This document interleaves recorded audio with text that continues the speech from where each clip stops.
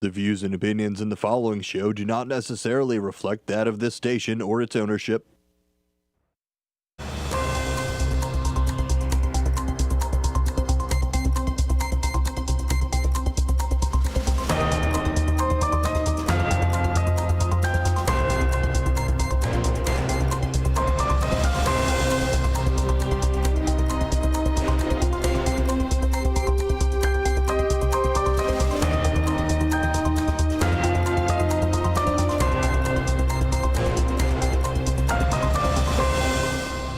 And welcome to 1590 WCGO, a political talk show brought to you by the Multi-Format Network. That's right, a political talk show brought to you every day, Monday through Friday, and keeps you up with the current events that are happening in the political landscape.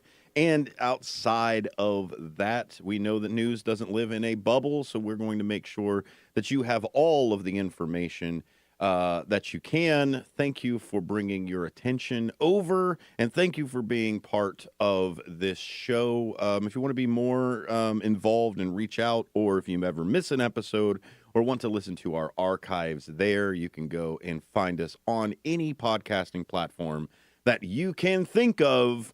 We are already there. Joining me again, as usual, is our esteemed executive producer of a political talk show. That would be Ben Demonium Boquest. Thank you, sir. Hey, yo, yeah. Happy end of the week to everybody. Happy Friday. It's great to be here once again, just talking about all the stuff that's going on.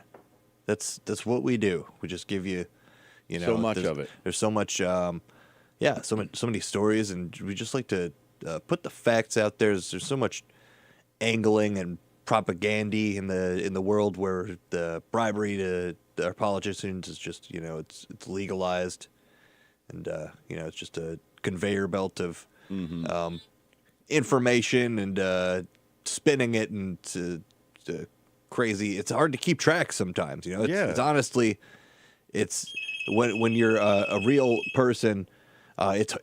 It's just a big amount of time to pay attention to all this stuff. So what we offer is you can listen to 1 hour, and we'll kind of update you on stuff as it's happening, and as unbiased and fact based as we can. Yeah, that's what we're trying to at least deliver it that way. And our goal isn't monetary. Our goal is not to just stay here, stay in business. I already have a job. I got one, pays the bills okay. Sure, would I like an extra little bit of money in my pocket too? Wouldn't anybody. But essentially, we're not here for advertisers. We're not here for underwriters. We are here for you, the American people. Our goal is to make sure that you are informed so that you can stay engaged. My goal is to have an engaged society so that my civilian experience can be, or what do they say, citizen experience, can be as best as it can together. And it looks like we've got somebody on the line as well, and I guess that would be Paul Lidicol Campos. Thank you once again for joining us today, sir. Of course, absolutely. So much news just broke just within the last 24 hours. I cannot not call in and at least give my side. Thank you to great gentlemen for, of course, carrying the show. Just to let everyone know what the mystery is. I am on remote secret location investigating a very important topic. And I don't want that was not my microwave slamming. So no, that was a camera shutter taking a picture. Thanks for allowing me to contribute. Yeah, so looking forward to what you guys are going to talk about today. There's a lot that goes on. This was another week that was wrapping up of the E. Jean Carroll case of Donald Trump. And this isn't a case of if he's done it. This is a case of how much will he pay. Just like the fraud trial, there was already a trial with a jury, and they have found him guilty. The fraud trial with his businesses in New York wasn't a jury trial. That was mostly because Alina Habba didn't request a jury. But the E. Jean Carroll side, he has already had a jury that has found him guilty of misconduct and sexual molestation of E. Jean Carroll. Civilly, not criminally, so he's not going to be thrown in jail, but he has been found civil, and also the defamation of what he has said after he was found and before.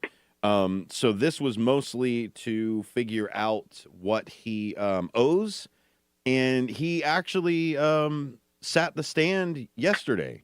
He sat the stand yesterday for about 3 minutes, was asked about 3 questions, and essentially left the stand at that point.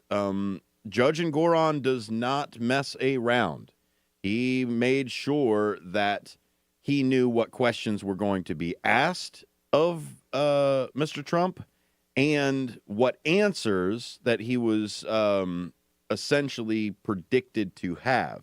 Because there are certain things in a court case that you are not allowed to say to a jury. Especially not allowed to tell them that, oh, the last case that we had was wrong. Oh, you know, that other jury that found me guilty of these things, well, that was wrong. Well, you can't tell the new jury that because it's already a proven fact that you were found guilty. So they won't let you perjure yourself as in criminally lie, but they also won't let you just lie flat-faced regardless of perjury. So Engoron made sure that happened. He had, I believe, 2 out of the 3 questions that were asked had to be stopped at yes or no. He wasn't allowed to. Well, you know when they say something and they say, well, disregard the last little bit. Sure. So he had to do that at least twice out of the 3 questions. It was yes, but this blah blah blah blah blah blah, and he was like, nope. Stop it right there, jury. You are supposed to disregard everything after no. So that's essentially what happened yesterday, which means today, of course, during closing arguments, he stormed out. He did not like the fact that, I don't know, checks and balances, court of laws, facts. I don't know. It's weird. It's weird when you finally get into the judicial side of everything and you keep claiming that, the witch hunt, like, okay, what do you do? If the justice system is corrupt, what is the solution? Yeah, for a guy who's been in so many bankruptcy courts and throughout the court process, like just kind of famous for taking the litigation route, you'd think he'd kind of understand better how to handle people. But yeah, he's just fed up with it. This is his life now. He's at the point where this is a significant portion of his time and energy is going towards defending himself in these cases and stuff, and still doing the campaign stuff. It's really, from an outsider's perspective, it's kind of sad to see, just like Biden, like, dude's too old. They're both too old. So yeah, you shouldn't be fighting for the candidacy and your freedom. Pick one, right? Pick a lane. Yeah, and he's been punching down as he likes to do, but to Nikki Haley recently, really not favorable at favoring her at all. And that's a question I got for you, Paul. Now that you're on location out there in the world, no one knows your exact address. You can say a lot more of what you want to do. So do you think Nikki Haley's whole niche in this thing is just to, I guess, make Trump angry? Like when you run for president, you try to find a lane, right? I mean, Chris Christie tried to find the let's beat up on Trump, be the only one who actually does it. The governors try to, I've governed before, et cetera, et cetera. Do you think just existing on the ticket is Nikki Haley's lane? Yeah. I mean, there is a avenue for her to, there's a lane for her to use the Republican nomination. Because there are a lot of conservatives and never Trumpers and people and independents who want to vote for a candidate outside of Trump. But I worry that she's just too much. She's wanting to show her toughness too much. Now, I mean, as far as going to that Trump, great. I mean, yeah, you kind of. If you have, you have to play in the dirt. That's where you have to play in the dirt sometimes. That's where he is. But her foreign, her policy, I just worry is going to come back to haunt her because she is probably one of the most war hawkish candidates I can remember in recent memory. So her lane would, remember I was telling you yesterday, whoever has, that lane for peace is open for whoever can grab it. That's what she should be going for. But yeah, just I think her hope, and we kind of talked about it yesterday, is that I think she can just hold out, and then if any of these indictments come down and Trump has to drop out for it, he might just drop out too, just because it just gets overwhelming. I think she's just playing the waiting game. Just hold on. I think that's her best. That's her best play right now is just hold on. Aside from the other big stuff. Ben, when is the Rubicon for her? When is the end where she needs to either be in first place or out? Where do you think that is? Is it after a certain caucus? Is it after South Carolina? Or do you think it is more towards like maybe 2-3 months before the general? Right. Honestly, I really do feel like it's going to be sooner rather than later. Just trending because of how everybody else is dropping out so quickly. But that being said, a lot of it has to do with these court cases and stuff. So and it might be one of those situations where they go away and then come back. Yeah, Fox News themselves of the exit polls of New Hampshire found that yes, there were, I believe, 54% of Republicans that supported Trump. And I think Nikki got the other 40-some% or whatever. But 35% of the entire caucus said they would never vote for Trump. See, now he has that base. He has that 50% base or so of the Republican Party. But he also has a piece of the Republican Party that are against him. And it is the better part of a third, if not more. And that includes those moderates, those independents, those ones that went with Nikki Haley. Those who voted for Nikki Haley, over 70% of them are never Trumpers. So that's where I think with this, if she just stays in, keeps her name on the ballot, she will watch Donald Trump implode and step on rakes trying to get her to quit. If she just rides it for the next 2 months. Be fun to see. Exactly. 15 seconds, Paul. What do you got?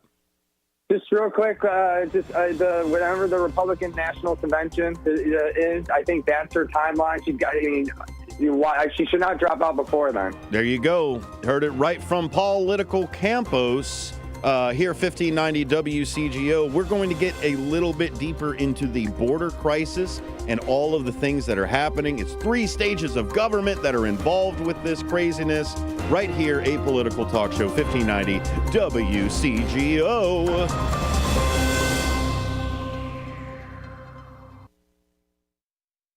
Is your Illinois driver's license suspended? Your driving privileges are important to your livelihood. You need your driver's license to drive to work, get the kids to school, or go shopping. Your driving privileges are crucial for your lifestyle. If your driver's license is suspended, call attorney Mark Sheblo at 773-775-5050 to begin procedures to have your driver's license reinstated by the Illinois Secretary of State's office. That phone number for Mark Sheblo is 773-775-5050. Mark Sheblo is an attorney with over 29 years of experience. Call him today at 773-775-5050. visit his website at shiblolawoffice.com. That's SCIBLO lawoffice.com. Why? Why take a chance? Why risk a mistake? Why say something?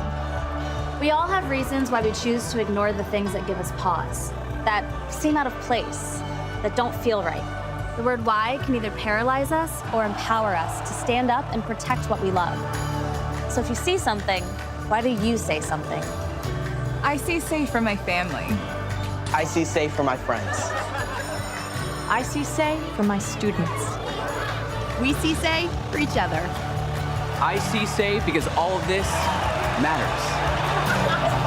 We all have something worth protecting, a why that unifies this community we're all a part of.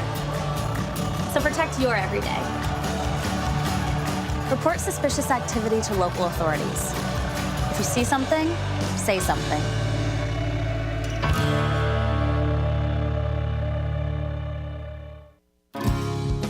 It's really fun.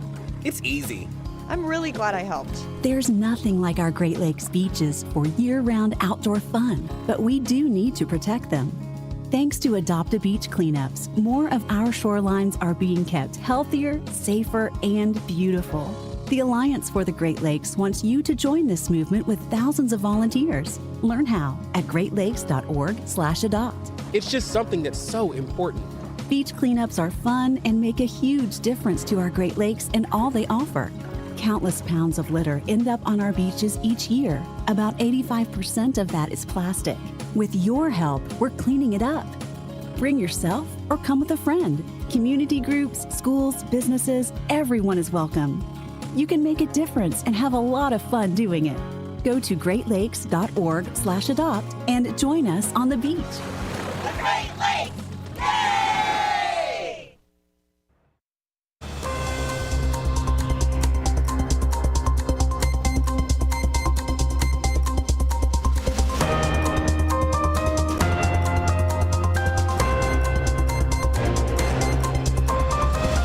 And welcome back to 1590 WCGO, a political talk show brought to you by the Multi-Format Network. My name is Dennis Sonar Green. You can find me on the intranets at Sonic Engineer, or you can just Google Dennis Sonar Green. You will also find a political talk shows podcast when you do such, and you'll find multiformat, multiformat.net. While you're still going down that internet rabbit hole, make sure that you also look for Bendemonium Boquest, our executive producer, and also Paul Lytical Campos.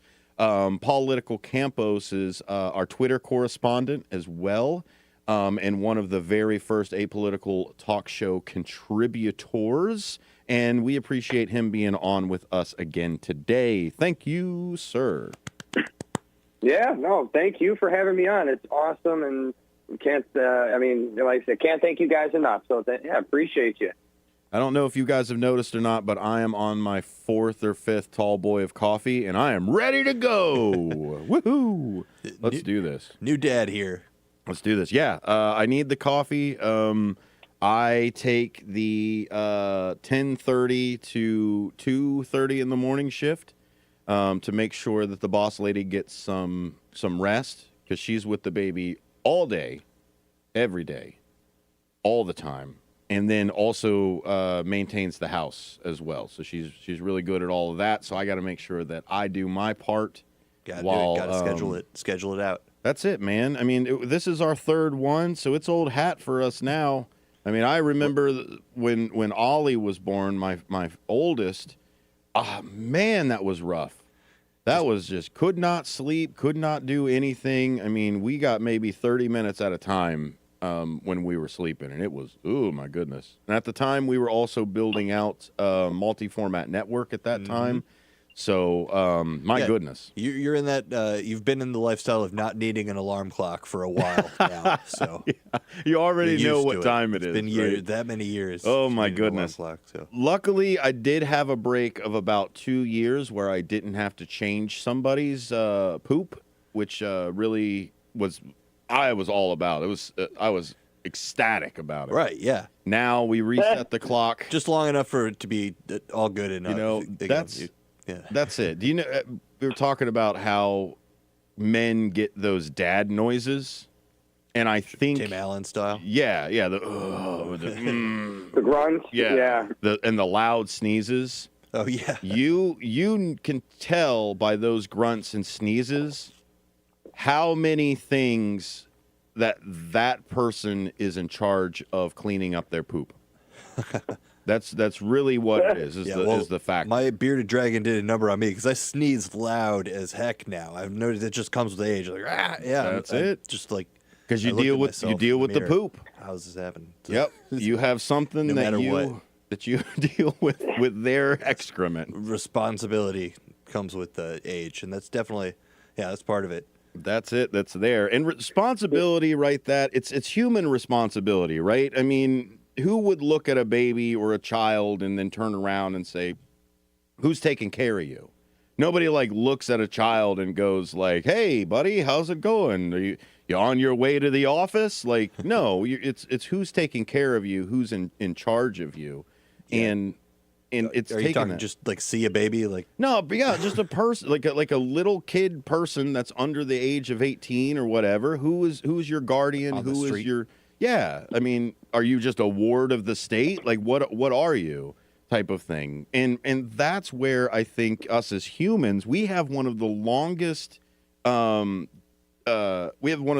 rearing periods of all animals.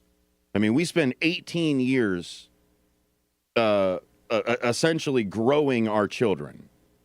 I mean, arguably you could go up or down a couple years on that, but for the most part, from birth to adulthood, it's 18, right? I mean, a lot of lions live in packs, hyenas live in packs. They do, but they pack animals out there stay together with the family. Well, but they join the pack. I'm talking about maturity, how long it takes from baby to maturity. And you can argue late teens or whatever, but that's still a large amount of time. I think it's maybe 2 years or so for lions, and then they're full mature and ready to go. Yeah. So I'm talking about how long we take care of people. And I think that extends just beyond that. I think that's why we're such social creatures, is because we take care of our young for so long. So it's instilled on us to take care of all of us all the time. You have that mindset of everybody is somebody's child is a good way to look at it from there. At least those of us that have scruples and conscience.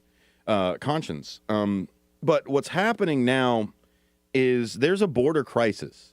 There is. We're not going to talk about how it's not a crisis. We're not going to talk about how everything's fine, everything's No. There's obviously something wrong and obviously something that needs to be fixed. So again, we're back to who are the helpers, right? Go back to Mr. Rogers. If there is a catastrophe, look for those who are helping, right? You look for the first responders. You look for the people who are helping, who are contributing, who want to go towards that goal of actually fixing things. And what I want to do, Paul, when we bring this over, is I want to start backwards. I want to start back with what is the solution for the border crisis right now, and then we'll go into how people are obstructing such progressive side. So right now there is already a border deal for Congress, because that's what we complain about over here all day, is if something is broken and needs a policy change and needs a law to be changed or a law to be adjusted, that's the congressional side. That's of our three branches of government. Please, if you do not know them, look them up right now. 3 branches of government. You need them to at least be part of the political conversation. But one of these branches makes laws. And what's happening is there is a proposal out, and they're saying that they're not enforcing the laws that are here now. Well, it's messy. And unless the guy's going to create just executive orders left and right, now we've got a king instead of an executive branch. We have to rely on those who make laws. Yeah, a bunch of kings. Yeah. A Senate, a Congress, a group of what we hope is our best of the best thinkers that have the United States in its best interest. This is the problem that I have right now, because there's two goals for both the Republicans and the Democrats. The Republican goals of the border, the Republicans are focusing on tightening security along the U.S.-Mexico border, record numbers.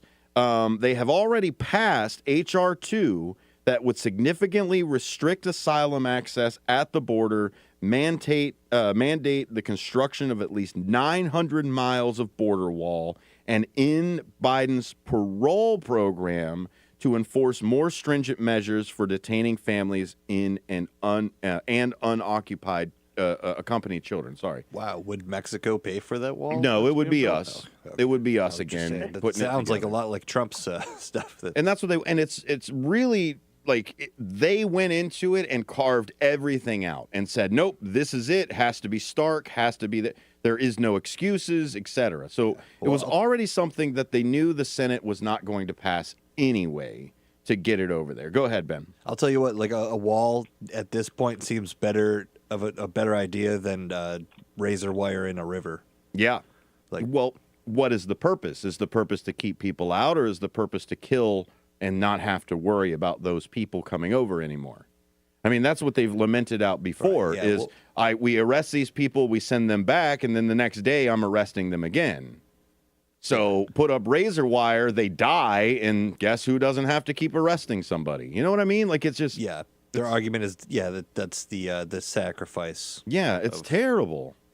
Yeah. And that's the border crisis that's coming on right now. The Democratic goal right now is the Democrats, on the other hand, are pushing for a comprehensive funding bill. They're not just going to say build the wall and change some of the things. They're like, no, we need actual support down there. We need to make sure that we've got bodies that can process this. We need to make sure there are more justices that we can run these parole asylum seekers and everything else through. Right. Well, what has the governor or anything had anything to say about those?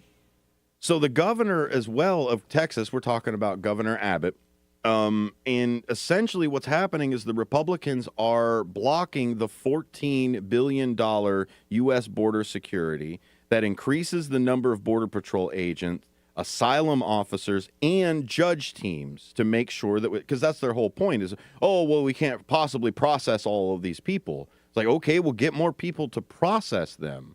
If you're saying that the whole thing is the holdup, let's get moving. My issue with this right now is that, and we've talked about this before, if they clean up the problem, they cannot campaign on it anymore. So what is happening is Mitch McConnell and the Republicans in the House are essentially blocking this $14 billion U.S. border thing. They said, Biden, come up with better policies, come up with better policies. He did. By the way, he did day one of his presidency. He had this plan ready to go, and they have just been blocking it at every single turn. But now Mitch McConnell has let the plan out of the bag, and let's see here. The stance reflects the broader political calculations within the Republican Party, balancing legislative action with the party's electoral strategies. This is the problem. Why are there electoral strategies in fixing a problem for the American people? Can you explain that to me, Political Campus? Yeah, it just goes to underline why our system is broken and why there needs to be a third party, well, just at least a third party. There should be 10 parties, really, but there should be at least a third party because the duopoly, is the biggest reason for this is, they just play off each other. And then point the fingers and no one has to do anything. And it's disgusting. You've seen McConnell and Lindsey Graham do this time and time again. They did it with the Supreme Court pick. Like, rather than you talk about for the American people. So you would rather have a court, one less judge on the highest court of our land for I forget however long that the position was vacated, than to let Obama do his duty and fulfill it. No, you're gonna. So I mean, we've seen this before with them, so it's not surprising. Both sides play this game. The Republicans play it a little bit dirtier, and it's disgusting. And it's like you said, they're using this for kind of like I feel like this is like how the Democrats use like the abortion issue against the Republicans. It's like their issue against them, where they could just they know how to fix it, but they don't want to do it because they can run on it. Well, Paul, I guess, Ben, they can't talk about the economy being bad anymore. They can't talk about gas prices being high anymore. They only have the border. Ben, if they remove and fix the border, oh my goodness, if they remove and fix the border problem, what do they have to complain about? Biden's age for the entire time? Yeah, no, that is really it. It's gross. It's what we see all the time, and just you said it. To sum it up, what would they quickly, flip to? Well, that's what I mean. Is if they didn't have the border to complain about anymore, because that's really it. That's the last thing. Like Trump's going to talk about windmills for the next 6-7 months. Are you kidding me? No. Yeah, what are they going to have? So that's what they're talking about. Trump's even said it himself, where in interviews where he would rather the economy crash than it be good leading up to the election, so that just for the bare optics. So could you imagine that? There's a strategy. You're on an airplane, Paul. You're on an airplane, and the pilot, the co-pilot says, "Well, I hope we crash or start to crash into a mountain so that I can take over from this dummy." Like, oh boy. Like, well, why wouldn't you just want the guy to keep it in the air? Like, why do we always have to have detrimental things that are happening to us, Paul, to actually make a decision? It's frustrating. Yeah, I know it's frustrating, and there's it just goes back to how our system is just ultra corrupt, and Americans, like, what's almost ingenious in an evil way is like what's going on overseas with Ukraine and Israel and stuff. Yeah, that's bad for Biden, but honestly, I mean, it pains me to say this, but most Americans don't know and don't care what's going on with those two particular issues. And so they only know what's affecting them directly, and what they see is, the migrants. What's being shown on not just us. Local news talks about it. Oh, where we've seen another bus of immigrants come into Chicago O'Hare, right? So they see this. It's in their space. It's in their community. So it makes it much easier for people to connect to than rather like if we were to like, no, can you believe what he's doing in overseas? Well, what's he doing? So it's that's my quick. So we took it from the federal government. We took it from the position of the U.S. Congress. We'll wrap it up between the other sides of state and national judicial by means of the Supreme Court, and see why these two that are on opposite ends of the spectrum are also fighting with each other. Get ready for some Constitution Amendment talk and probably some articles that are in there as well. State sovereignty, etc., etc. A political talk show brought to you by the Multi-Format Network. We'll be right back.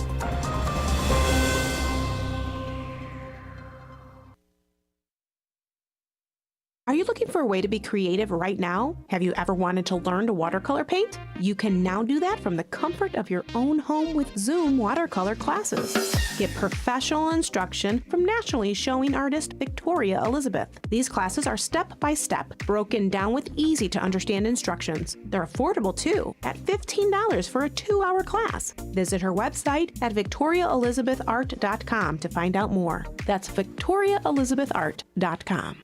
Every year in Illinois, over 30,000 drivers are arrested for DUI. Due to improper testing procedures, many people end up being wrongfully charged. The book DUIs Decoded cuts right to the chase and tells you how proper DUIs arrests are supposed to be made, from the initial traffic stop to the reasoning behind the field sobriety test, all the myths and facts about taking a breathalyzer, and more. DUIs Decoded is written by nationally recognized DUI expert witness William Polarinos. Available now at Amazon and BarnesandNoble.com. Hi, I'm Ryan Blaney, a third-generation race car driver, and we dedicate a lot of our time to going as fast as possible.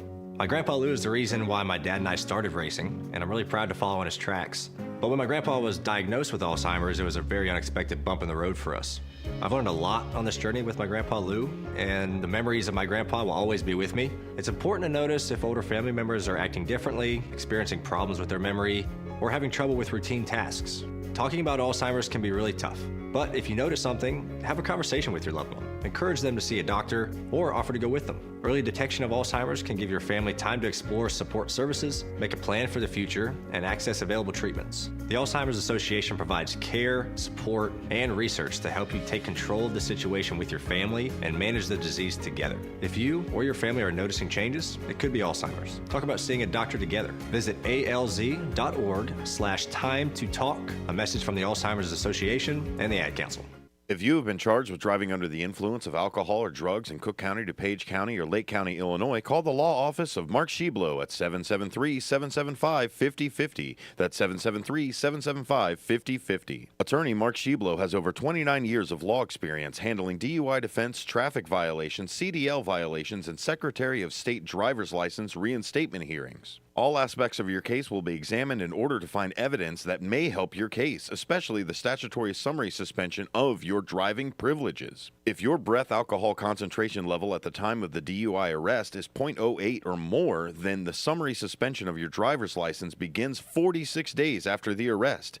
Time is a crucial factor in challenging the summary suspension of your driver's license. Our law office is located at 5945 North Elston Avenue in Chicago. That's 5945 North Elston Avenue in Chicago. And again, our office phone number is 773-775-5050.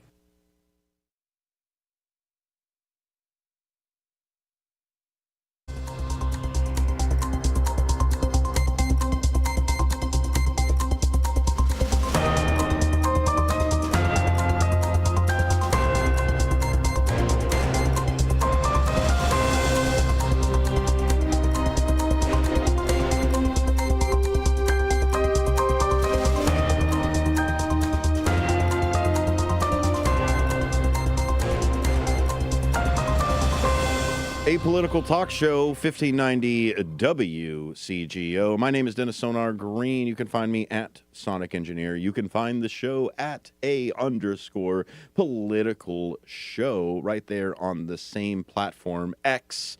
X is the platform. X is there. I'm going to stop calling it Twitter because I want that branding. I'm going to take it. I'm going to be at Twitter. I'm telling you, it's there. We are phasing out Twitter. Multi-Format Network is phasing out Twitter. X. You wanted it to be called X, so it's X. That should be our slogan. We're phasing out Twitter. Multi-Format Network. Phasing out Twitter. Yeah. We're the new Twitter. Called X. No, just because no one else is doing it. Everyone else is killing it. Twitter, X Twitter, formerly Twitter, X now. We should say futury Twitter. Futurely. Twitter. Yeah, we're not affiliated whatsoever with X or Twitter, but we are phasing out Twitter. So you know, stop saying it. Gone. And of course, our Twitter correspondent or X correspondent, the one that measures and grades all of the excretions on the internet. That would be Paul Political Campos. Excretions, right, Paul? That's what they're doing. They're not called tweets anymore. Tough. Excretions. Yeah, that's what I would call them. Excretions? Sure. Yeah, excretions. Yeah. And hashtag excretions. It's a nasty business, but someone's got to do it. And it's you can ask. There's going to be actually a good Twitter. Excuse me. We got to just put a jar in the studio. Like every time we say it, like it's like a quarter or something. Yeah. Oh yeah, that's really great for imaging. Yeah, like a Twitter jar. Like every time we say it, that's yours. 50 cents. People are starting to notice us on LinkedIn. Yeah. So I'll put it. I will be in a. People are starting to notice your excretions. Yeah, excretions. That's gross. Oh my God! There's so many jokes I could run with that one, man. That's gross. No, but I'll be on a good X space later today. I think I posted it. Oh, that's right. There's no retweet. I reposted it, and it'll be a very informative one. If anyone wants to know anything what's going on with the big ruling today with the International Court, with the ruling of Israel and Gaza. Oh yeah, if you want to jump right into that, we can do that too. But what I was getting at, just because I teased it a little bit, I don't want to leave the listeners with anything there. Let's talk about Texas, right? I'm trying to get the X going in there, formerly known as Mexico. There you go. There you go. Yeah, Texas, formerly known as I love it. Texas, formerly known as Mexico. Essentially, the crisis that's going on over there, and we all heard about we're talking about judgments from the courts, right? We had the Supreme Court issued a 5-4 order related to the crisis, and essentially what it did was it didn't tell Abbott to take the stuff down. It didn't tell him to stop putting it up. What it said was that the U.S. Border Patrol, the federal Border Patrol, not the state National Guard or the Texas State Guard or any of those other people, the actual federal border control has federal sovereignty and able to get to the federal border.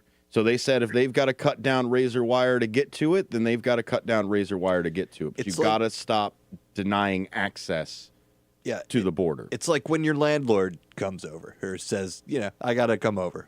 Or whatever. Hey, I'll be over during this time. Yeah, that's probably going to cut down your barbed wire in front of your fence. Yeah, if you've got barbed wire covering door. your house, then he has every right to get in there in some way, right? I'm going to have to disable your booby traps. From Home Alone style that you choose to live. It's crazy. So essentially, Greg Abbott was on Fox News just a couple of days ago, if not yesterday, and essentially they flat out asked him and said, "Hey, are you going to prevent national border guards from getting to, are you going to physically stop them? Are you going to use the National Guard to physically stop them from doing stuff?" Hypothetical. Just a hypothetical, right? Any governor that should have been, I am not going to do that. The Supreme Court said a thing. It's the federal government, which the chain of command goes through for the federal sovereignty. No. Greg Abbott did not say any of those things. He did not say he will. He did not say he won't. And my thing with it is you are either a insurrectionist or you are a coward for not answering that question. You either are going to prevent the federal government from doing its job, which, again, you are delaying or inciting or seceding or whatever you want to do. You're fighting against the federal Constitution, or you don't want to do that and you aren't going to do that, but you don't want to appear weak in front of your bloodthirsty base. Yeah, and it's interesting that he releases that letter that went on and said basically that they have the right to defend themselves. He pulled up Article 1, Section 10, Clause 3 of the U.S. Constitution, arguing that it provides Texas the authority to defend itself against the perceived invasion. That's what he calls it, and that's why he's able to frame it in this kind of way. Paul, do you got anything to add to that? Go, yeah. Yeah, no, that's a gross interpretation of that. I mean, I think what they meant by invasion by a foreign power, you can't invade yourself. As Ben eloquently put, like your landlord. It's like accusing your landlord of breaking in. It's like it's his house or it's his building. So they're saying that the invasion is from civilians of Mexico. Yeah, though. Yeah, they're not saying uniformed invasion. Yeah. But I feel like, but in terms of being able to, use force on the migrants, at the very least, that's what this provides. But the way I see it is like he's looking for this as a way to give him cover for a potential clash, which is what I'm really worried about with this, is the potential clash between exchange of gunfire, like a battle, kind of like how they. Remember years ago there was that thing, I think it was in Waco or not Waco, I forget the town, but it was like a rancher where the federal government came, and there was like this intense standoff. Washington, and I think they eventually stood down. I feel like this has the potential for that again. It's like, are you really going to order your officers to clash with the federal government? I mean, this is scary. This is new territory. That I'm not even sure how do you go forward after that? It's like like at the very least, doesn't that give him the Texas state legislature grounds to remove him? We'll see. This is crazy to me. We'll see how it lands out. But words matter, right? What words you use: insurrection, invasion, constitutional. I mean, all of these words matter because legally they matter. They're able to pull these semantics and pull the Air Bud rules like I'm talking about. It doesn't say that golden retrievers can't play basketball. It doesn't verbatim say that, so I'm just going to do it. So that's where it's at. And words matter, especially just so that I can talk about what you brought up in there to circle back to it. Top UN court stops short of ordering the ceasefire in Gaza. Right back to words. Words matter. Instead of demanding the ceasefire, they have ordered Israel to take measures against genocide of the Palestinian people. And again, they did not mandate the ceasefire. And that is the issue that's happening here. That is the exact same thing that everyone is saying. Everyone is saying to, hey, do some things so this doesn't look like a genocide. Do this so that it's not a genocide. But nobody that is actually in power will say, stop this genocide. Because nobody wants to call it that. I'd say give it another 4 weeks, and then we're back to it. Another percentage of people will call it a genocide. Back to the words, back to the things that we are saying. Yeah, Chicago Mayor Brandon Johnson, new politician to add to the list of calling for a ceasefire. So, good. Yeah. Good. So just, it's better news.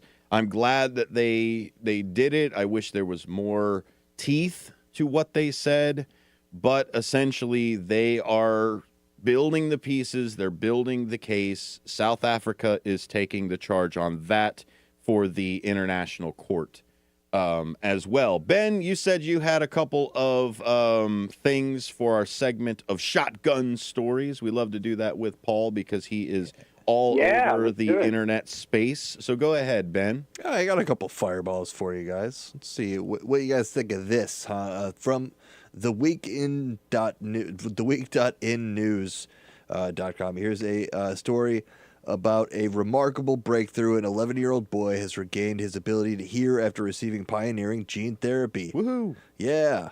Asim Dam from Morocco was born with congenital deafness, became the first person in the United States to undergo this revolutionary treatment. Thanks to the successful treatment procedure, Dam can now experience the sound of his father's voice in passing cars, marking a significant milestone in the field of gene therapy. A little bit more on the treatment. The cutting-edge treatment targeted a specific form of congenital deafness and is set to be trialed in younger children in the near future. Yes, as I said, it's the first known case of this. There's a couple concerns, I guess, from the scientific community, and elsewhere about just gene therapy in general. Where do you guys fall on opinion-wise the spectrum of what you think? A lot of the stuff that I think it's kind of like superficial. There's the angle where for one instance, the ASL, the American Sign Language community, it's kind of a real tight, close-knit community, and there are people who are not for normalizing this kind of treatment, and then you have the other people. It always ends up to be kind of a moral issue of like, designer genes and all that stuff, where it's just kind of. For me, I would not do designer genes for a fetus or something I was growing. I would let the person be born. Yeah, you're not going to be like blue eyes. Exactly. I wouldn't go that far with it because we've seen it in even dogs as well for breeding and things like that. Purebreds and usually have a harder time with things. They've got hip problems or anything else. It's the mutt, it's the chaos that's within your genes that kind of stabilize you a little bit more as a person. So then after that, recessive. Exactly. Then after that, sure, let's change something. But it's not like for the ASL community. I don't want to speak for them, but it's not like you're making these kids be able to fly and give them wings. It's not a natural process. And by all means, it's natural if you weren't born with hearing, etc. But it is when you think about a person and the abilities that a person has in general, hearing is one of those traits and features that you would put in there. So bringing somebody into the fold, sure, I can always choose to put headphones on and not talk to anybody ever in my life. I can deafen people way easier. Go ahead, Paul. I'm for this. No, just real quick. I'm for this too. The movie Gattaca captures this question really good. But I mean, Jude Law, Ethan Hawke, I think. Yeah, Ethan Hawke and Jude Law. You got it. Uma Thurman, great movie. And the ability, because we can detect a lot of diseases in child, in pregnant. And child fetuses in pregnant women before they're born. They know, the baby's going to be this or the baby's going to be that. So to be able to, basically on a genetic level, be able to edit, or filter that out before the baby's even born. Mm-hmm. That's where that technology has the potential to do. But like you said, what's to stop people from taking it further? Oh, I want them to be 6 feet tall and brown eyes, and I want them to be athletic. And have wings, so it really tiger hair. Whatever. Claws. It does. Red hair, yeah. It really does come into question, is this claws. Too much playing like God? The movie Gattaca really answers this in a entertaining way. It also pointed out the disparity or the disproportionate side of people that have clean genes and people that don't are considered the mudbloods, the muggles. Yeah, right. You run into a caste system of perfect beings. Like, oh, you're a god. In the movie they call him a god. Oh, you're a god child.